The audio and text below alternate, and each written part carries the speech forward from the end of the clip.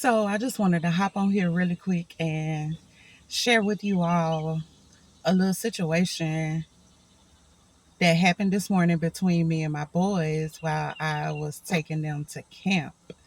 And God put it on my spirit to share it with you all because it was just so profound.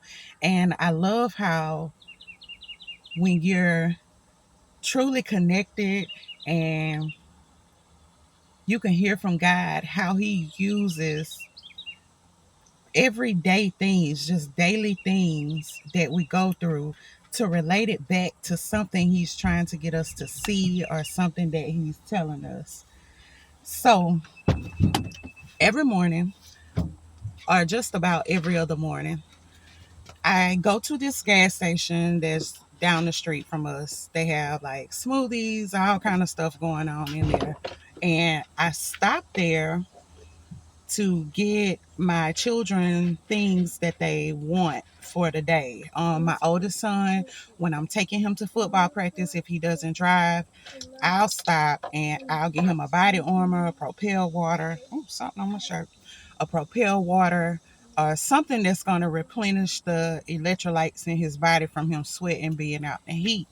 My daughter, she loved those hot chips, baby. I done tried to rebuke it, but hey, she eat them. I try to limit her intake. The smaller kids, I'm out running errands. I stop there, get snacks for the day if we don't have them at the house. But anyways, that's just a little backstory to let you know what I do. I stop there and I get things for my kids.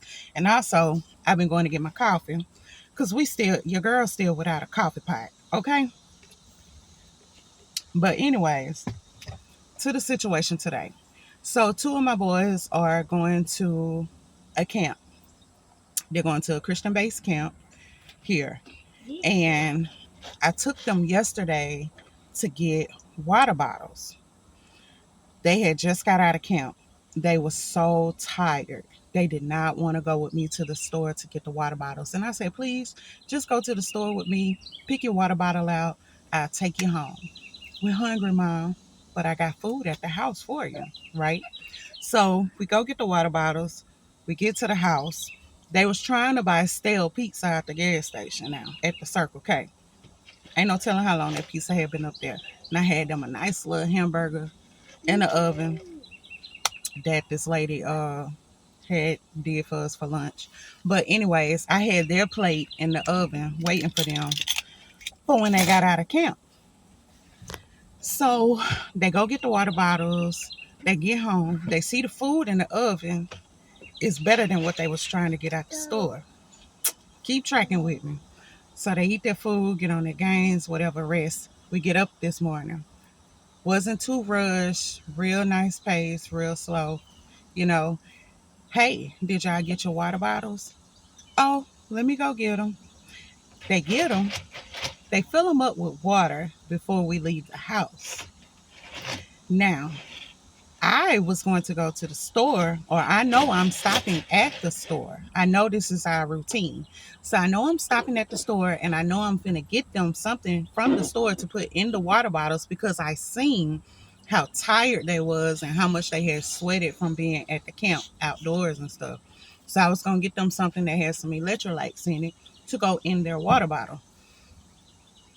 So I go to the store, get my coffee, grab them a propel water, and I get back in the truck. Now, I didn't know that they had put water in the water bottles before we left. So I get in the truck, I'm fixing my coffee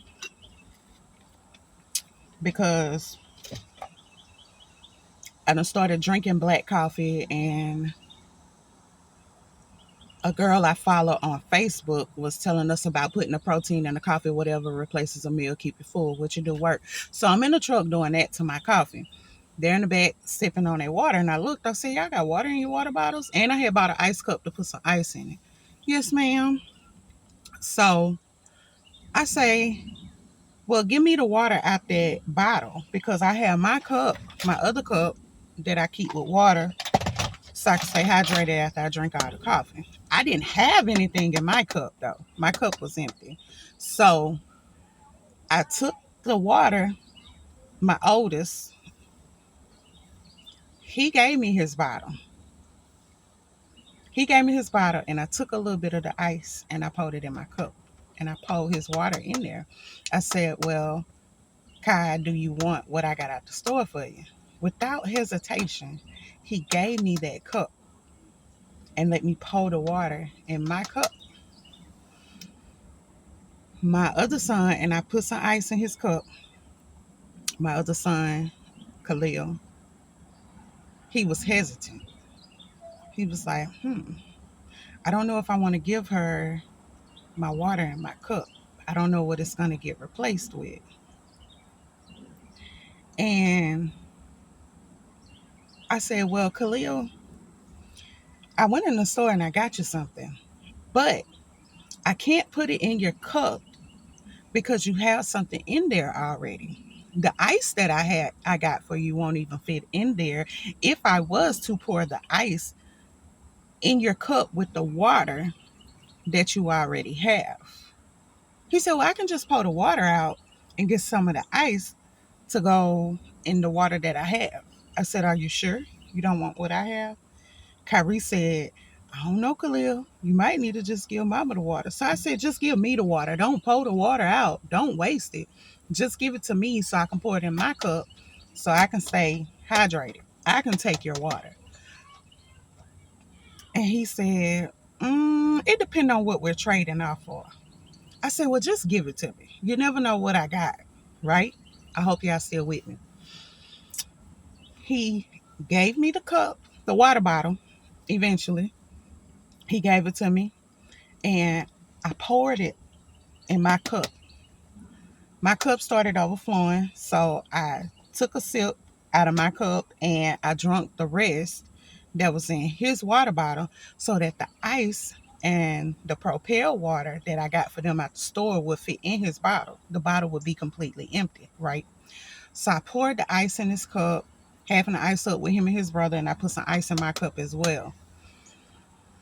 When I pulled the Propel water out, Kyrie said, oh, yeah, that's what I'm talking about. Khalil said, whoo, holy moly, we got the gut water. I said, yes, baby, you do have the good water. That's better than what you had in your cup, huh? It's going to keep you hydrated, and it got flavor in it. It's not that plain water, and you got some ice in your cup, so it's cool. Yes, ma'am. Thank you. So, if you got lost anywhere in the story, or if you don't know where this story is going or what I'm finna relate it to, let me break it down for you.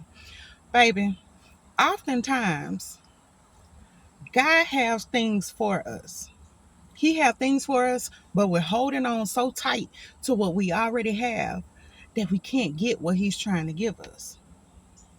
So let's start from the beginning with the burgers and go into the store. He'll give us something that we've been wanting for, and it's hard work. It takes a lot of work. It takes a lot of dedication. And it is very tiring. It's tiring. Don't get me wrong. Just because God put something in your hand don't mean that it's not going to require time, patience, and dedication to get it done. We're tired. So we just want to give up. Them not wanting to go to the store to get the water bottle. We just want to give up before we even get to the halfway mark and throw in the towel and just go back to the way things used to be instead of going forward. But when you hold on, push through being tired, get to that halfway mark and almost over to the other side, and he calls you to release the things that you was working on in that previous season, what he is going to replace it with is so much greater than what you are letting go. That is a promise of his. If you would just let him take your cares, take your burdens away. Me wanting to take that water and pour it in my cup so I can take it. If we just cast our cares on God and let him deal with it, let him figure out what to do with it, because that's not our job. Our job is to pray and give our cares to God. His job is to figure the situation out when we don't know what to do anymore with it. Just give it to him. And what he replaces it with after he fix it and mold it and figure out what to do with it, after he get finished filling his cup up with it, throwing out the rest, he completely empties you of everything that is no longer serving a purpose in your life. My God, he replaces it with something even better. But you have to have faith and trust him. See, my oldest, Kyrie, well, he's not the oldest out of all the kids. He's just the oldest to Khalil. See, my oldest, he knew me. He knew deep down. Khalil knows me too. But Kyrie really knew, okay, every time me and my mama go to the store, I know she gonna get something good. I know it's something good up there she got in that bag, in this black bag, even though I can't see it. See, the bag was black. He couldn't see what was in this bag when I walked out the store. You can't really see what God has for you. He can just hint around and tell you a little bit what he's gonna do. But to the physical eye, you can't really see it. So it's kind of hard trusting that. But Kyrie knew, even though he couldn't see, he knew it was something good in that bag. He knew mama was going to replace what I have with something better. And he trusted me to do that. See, Khalil don't go to the store that much with me because he's dwindling on that game, running around the house talking to his brothers. He's always doing something else when I run to that store. He never been to the store with me. So he didn't know what to expect. He didn't know. He didn't know mama had something good, something better than that plain water that he already had in his cup. So he was hesitant to give me what he had in order to get what I had to give to him. A lot of us need to start trusting that God is going to replace what we have with something greater if we just allow him in and allow him to take it away and replenish it. It's way better than what we have. See, if Khalil wouldn't have trusted, if Khalil wouldn't have gave that little bit of trust, he just had a little bit of trust. That's all God is calling us for. If my baby didn't have that little bit of trust that I was going to replace that plain water with that propel water, he would have been at camp drinking that plain ice water, and his brother would have had something replenishing him all throughout the day that tasted really good, something filling, something hydrating. And Khalil would have been over there sipping on that plain ice cold water, rushing, trying to get back home to get to what I have here, get to the good stuff. See, if we don't start giving things to God, finances, emotional things, relationships, careers, affairs with our children. If we don't start giving that to him and stop trying to fix it ourselves, we're never going to get to the goodness. We're never going to see it. He's never going to be able to replenish what he's trying. He's never going to be able to replenish the things in our life with goodness. That was a good word. You just have to trust. Just a little bit of trust. Childlike faith. Just a little bit of faith. You know, a child is just free spirited. They just trust and go with the flow. So yeah, I just had to share that with you all because that was real good. That was good. And I said, oh, Lord, thank you. Because I was like, what am I going to talk about today? What we going to talk about today? And God told me when he got up, I got something for you. Just be patient. You'll see what you're going to talk about today.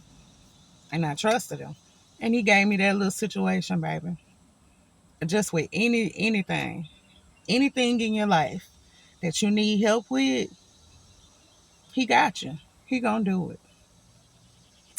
A little bit of faith for him to replenish it with something even better. All right, that's all I got for you all. Talk to you later on.